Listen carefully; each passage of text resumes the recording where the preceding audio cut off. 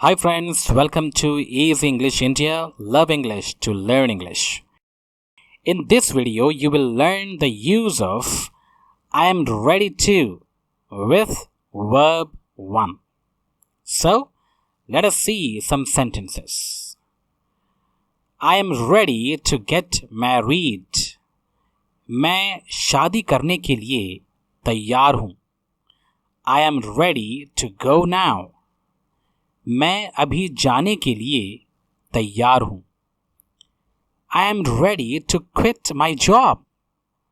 मैं अपना जॉब छोड़ने के लिए तैयार हूँ. I am ready to die for you. मैं तुम्हारे लिए मरने के लिए तैयार हूँ. I am ready to learn English now. मैं अब इंग्लिश सीखने के लिए तैयार हूँ. I am ready to join army. मैं आर्मी ज्वाइन करने के लिए तैयार हूँ. I am ready to come with you. मैं तुम्हारे साथ आने के लिए तैयार हूँ. I am ready to break relationship. मैं रिश्ता तोड़ने के लिए तैयार हूँ. I am ready to travel by train.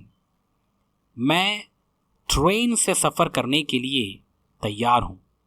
I am ready to serve God. मैं परमेश्वर की सेवा करने के लिए तैयार हूँ.